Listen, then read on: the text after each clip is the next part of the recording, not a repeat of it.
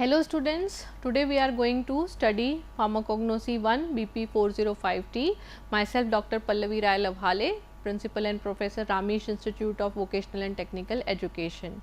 So today we will be discussing about the pharmacological classification, chemotaxonomical classification and serotaxonomical classification of crude drugs.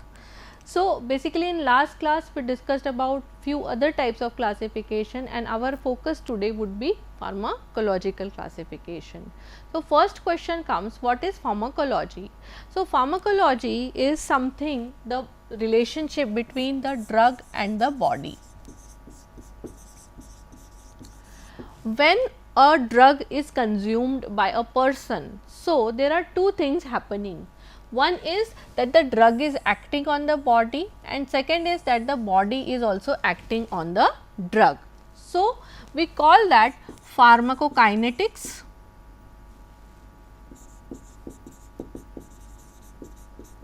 It will be C, pharmacokinetics, and second is pharmacodynamics. So, pharmacokinetics is something what the body does to the drug, means how the drug is degrading the, how the body is degrading the drug, it is excreting out the drug, that comes under the pharmacokinetics, while the pharmacodynamic is what the drug is doing to the body. We are giving a drug to a patient just to have certain effect, right. So, this effect is due to the pharmacodynamic nature of the drug and only the study of these effects comes under pharmacology. So, if I define pharmacological classification, it is nothing but what is the therapeutic use or application of our drug, that is the pharmacological classification. So, grouping of drug according to the pharmacological action or of most important constituent or the therapeutic use is termed as pharmacological or therapeutic classification of drugs. The classification is more relevant and mostly you can say it is the most widely followed method.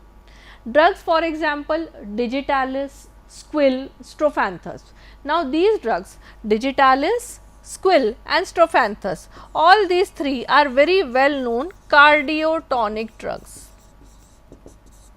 So, they have their effects on the heart and that is why they are categorized under one category, which is cardiotonics. It is not necessary which morphological part is being used, it is not necessary which taxonomy they are following or which chemistry they have. In short, they all have cardiotonic effects and that is why they are categorized under one category.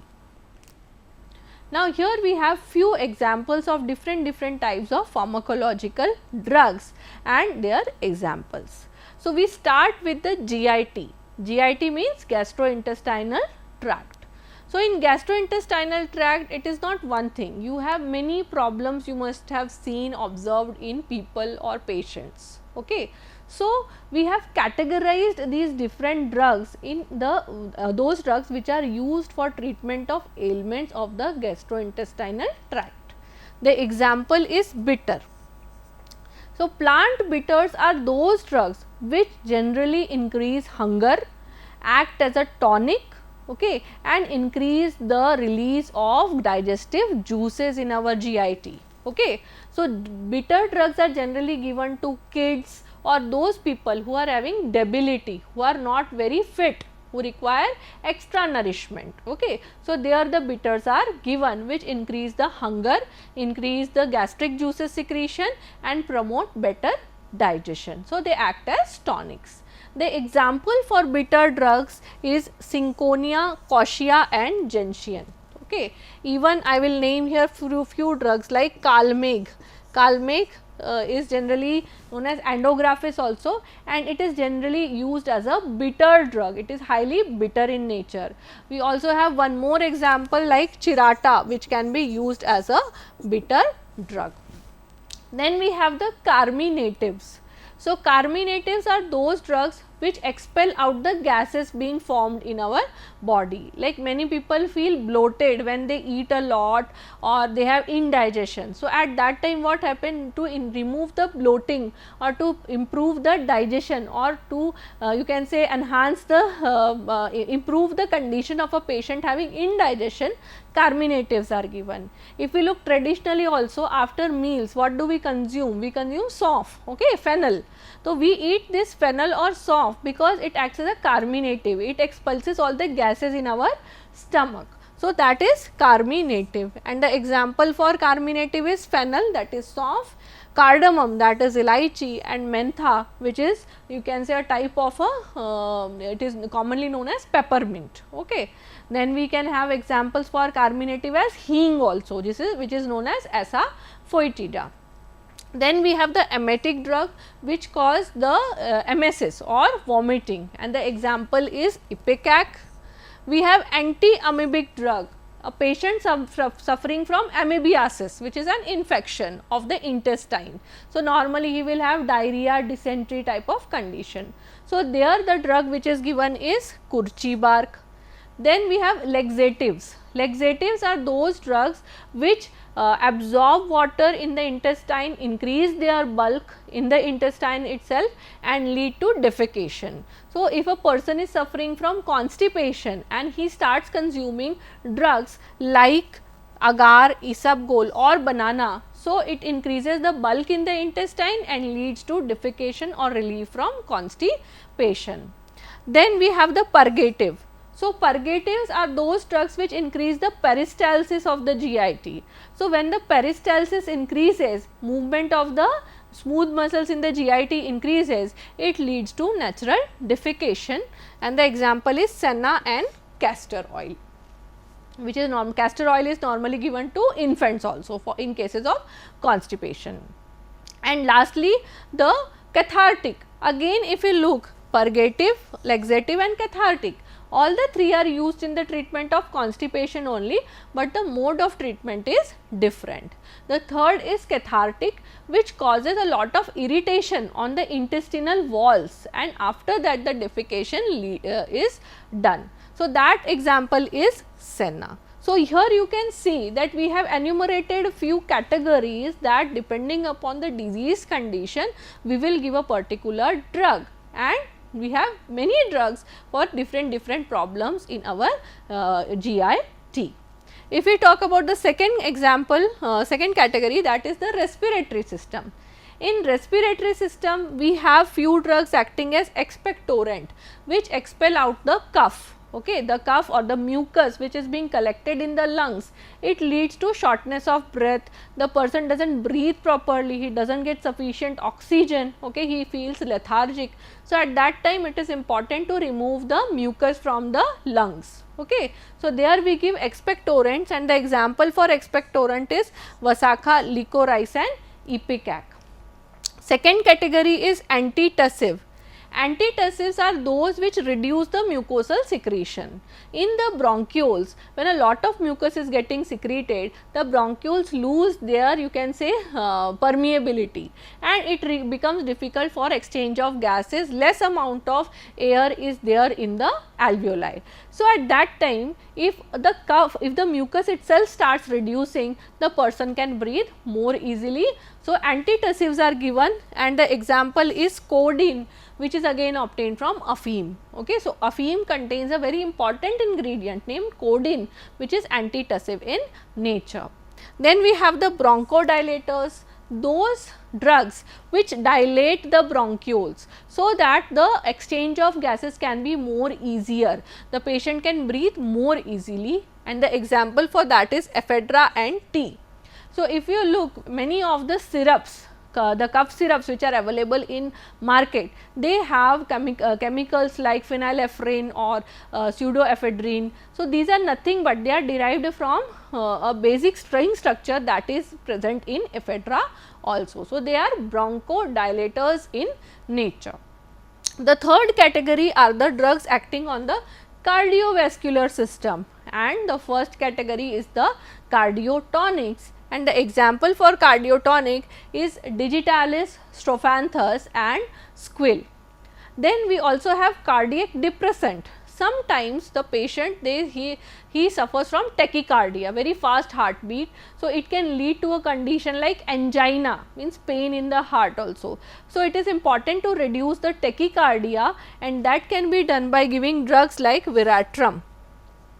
We can give vasoconstrictors if a patient is having very low blood pressure. So, it is important to increase the blood pressure by giving different vasoconstrictors like Argot, and we have to give certain antihypertensive drugs to patients when their blood pressure is very high. So, the natural antihypertensive drug is Rauwolfia or the reserpine present in this drug.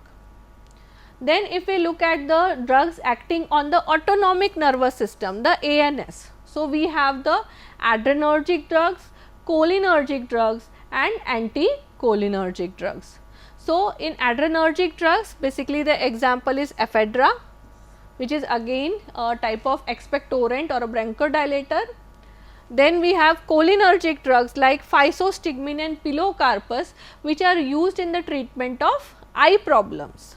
Glaucoma is one of the eye related problem where the intraocular pressure increases. So, at that time pilocarpine is given to the patients by ophthalmic preparation, and it leads to reduction of the intraocular pressure. Okay. So, they are cholinergic in nature, by which they show their effects. And certain drugs like Datura and Belladonna, they are anticholinergic in nature. Datura generally is used in motion sickness. Many people have the problem that when they are traveling in any vehicle like bus, they start vomiting or have the nausea, feeling of vomiting. So, at that time generally these anticholinergic drugs are given, which will reduce the motion sickness. So, these are few examples of the drugs acting on the autonomic nervous system. Then when we talk about the drugs acting on the central nervous system. So, in central nervous system we have drugs mainly which are the central analgesics, the CNS depressant, CNS stimulants and analeptics. So, if we talk about the central analgesic, in that we have the opium. Opium, commonly morphine and its other derivatives, they are generally used as analgesic drugs. Analgesic drugs are generally required mainly when there is pain, but we cannot give directly morphine in any kind of pain. But yes, if a patient is suffering from severe accident or major surgery, or there is any kind of major surgery in the dental region or even cancer therapy, at that time the patient suffers from immense pain, and to reduce that pain the opium has to be, morphine can be given. But you have to remember that the use of opium has to be done in a controlled way only. It is not that any doctor can write prescription and give patients to give morphine to any patient just like that. It is only when a severe condition persists. Then CNS depressants examples are belladonna, opium, hyoscyamus. So, these drugs they act as a sedative. Many times in conditions like a mania condition, or a person is having a lot of, you can say he is becoming hysterical in nature or schizophrenic in nature, at that time sedation is the only way in which you can control that person, okay, or tranquilizing can be done. So, to tranquilize the patients, normally these CNS depressants are given. Then CNS stimulants. So, sometimes it is also important that because a patient may be suffering from any kind of depression or certain other thing, at certain other times patient may be required to give CNS stimulants, and the normal CNS stimulants which we normally consume on a daily basis are tea and coffee. Okay. So, they generally stimulate our central nervous system, and that is why we feel rejuvenated, very active after drinking tea or coffee. Then we have the analeptics. Analeptics generally are like Nux vomica, camphor, lobelia, which are also used tremendously in different kind of central nervous system disorders. Then we have the antispasmodics. Yeah, antispasmodics are those drugs which reduce the spasms or the smooth muscle contraction in our body. So, we have many organs like the GIT, or we have the visceral organs like urinary bladder is there, then we have kidneys, then we have liver. Okay. So, these organs normally we have certain specified smooth muscles which when contract lead to lot of pain. Okay. So, to reduce the pain we have to give certain antispasmodics. So, examples for antispasmodics are Dhatura, Hyoscyamus, opium or curare, which can treat this pain. Then we have few other examples like anti-cancer. Anti-cancer drugs, you can say majority of the cancer drugs, they come from plant sources itself. Generally, cancer treatment is done through cytotoxic agents, and many cytotoxic agents have been identified in plants. Examples are vinca, that is Sadabahar, Podophyllum and Taxus. So, Podophyllum gives us podophyllatoxin, and a chemical named as etoposide is semi-synthesized from this podophyllatoxin, which is used as an anti-cancer drug. Taxus contains Taxol, which is a very well known anti-cancer agent, and vinca consists of vincristine and vinblastine, which are used as anti-cancer agent. Then there are anti-rheumatic agents. Anti-rheumatic means those which relieve from the joint pain. Example is aconite, colchicum, guggul. There are anthelmintic drugs which kill the helminths present in the GIT. Example is quassia and vidang. Then there are astringent drugs. Astringent drugs are those which precipitate the proteins. Normally, they are good for the GIT. When there is any kind of infection in the GIT, then these particular drugs, that is the astringent drugs, they can precipitate the bacteria causing the problems in the GIT. This is how they will kill those bacteria and treat the patients. The examples are Catechu and Myrobalans. So, Myrobalans example is Amla, Baheda, Harde, Ashoka, Arjuna, they come under the Myrobalans. So, they are rich sources of the tannins. Then we have the anti-malarials which kill the malarial, you can say the plasmodium, which is responsible for malaria.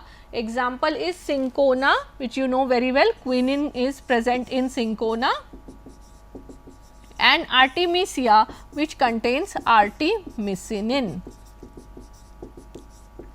So, these are the examples of anti-malarial drugs. Then we have the immunomodulatory drugs. Certain drugs, they modulate the immune system in such a way that there is a balance. You know what happens, that if the immune system is weak, person is prone to infections. But at the same time, if the immune system is acting very in a very high way, in a very, you can say, in a great way, where the person is having shortness of breath, okay, he has itchy skin or he has certain kind of swellings. So, at that time it becomes, the immune response is so great that the patient starts suffering due to the immune system itself. Okay. So, we have to have a balance where the immune system creates a balance. It is, immune system is good enough to fight any kind of external disease, but at the same time it should not be that high that the patient starts suffering from its own disorders or the autoimmune disorders. So, that balance is created by the immunomodulatory drugs, and the example is ginseng, ashwagandha, tulsi, which are, you can correlate them to the emperor drugs which we studied in the Chinese system of medicine. Then we have the immunizing agents like the vaccines, sera, antitoxins, etc. Then we have the drugs which are acting on the skin membrane, for example, beeswax, Wolfat, balsam of Tolu. We have the chemotherapeutic drugs like the antibiotics as well as local anesthetics like coca, which contains cocaine. So, these are few examples of the pharmacological drugs, and the merit of pharmacological classification is that it can be used for suggesting substitutes of drug. If we know that okay, a CNS depressant drug is required. So, if we do not have one drug, we can choose another drug from the same category. The demerit is the drugs having different function of the body get classified separately in more than one group, because natural drugs do not specifically act on a particular system only, they act on the entire body and have multiple functions. So, if we categorize Cinchona as an anti-malarial drug, we forget that Cinchona also contains quinidine, which is anti-arrhythmic in nature. So, the problem comes that if one drug is having two different pharmacological actions, then how are we going to classify them, or there has to be a repetition which occurs. Now, we come to the next classification, that is the chemotaxonomical classification. So, in this classification basically what happens, that depending upon the chemistry as well as the taxonomy, when we chalk out a relationship between the both, means chemistry as well as taxonomy, if we find a relationship between the both, that becomes the chemotaxonomical classification. For example, if I take the Solanaceae family and if I take the chemistry of tropane drugs, okay. So, tropane is a alkaloid which is present in Solanaceae family only. So, I can categorize all those drugs into one category which belong to Solanaceae taxonomy, and tropane ring is present, or the tropane alkaloid is present in them. So, this is the one of the examples for the chemotaxonomical classification. Another example would be the anthraquinone glycoside.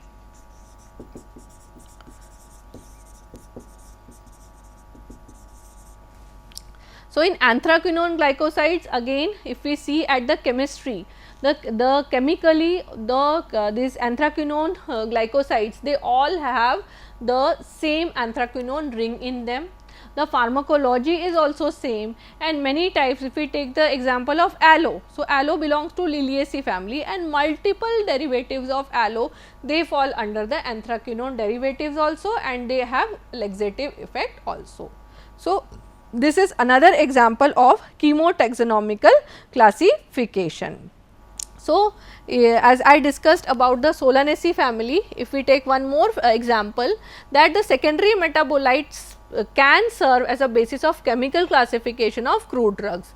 Berberine alkaloid, it is present in berberis as well as argemone. Okay. Rutin, it is present in Rutaceae family.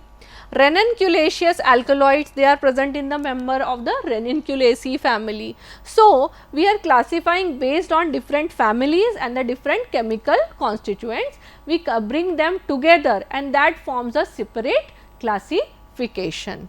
So, it is the latest system of classification that gives more scope of understanding the relationship between chemical constituents, their biosynthesis and the possible action. And the last classification is the serotaxonomical classification. So, as we know, serology is the study of the serum, okay, and serum contains many proteins, immune system agents are present in the serum. So, what happens is that when we give a drug or an external entity to a person, the body starts reacting and it starts producing certain antibodies. Okay. So, the external agent is acting as an antigen, our body is producing antibodies. Now, if we start designating different antibodies based on the different antigens, and if we combine them, that becomes one category. And generally a particular taxonomical group or a chemical group will produce a same type of antibody in the plant, or the response will be the same. So, this classification deals with serotaxonomical classification. So, here serology, it is defined as the study of antigen antibody reaction, and antigens are those substances which stimulate the formation of antibodies in our body. So, when a particular drug is able to produce a particular antibody and another drug is also producing the same antibody, we can categorize them into one category. So, it determines the degree of similarities between species, genera, family, etc. by comparing the reaction with antigens from various plant taxa and antibodies present against a given taxon. So, serology helps in comparing non-pharmacological characteristics which help in taxonomical data.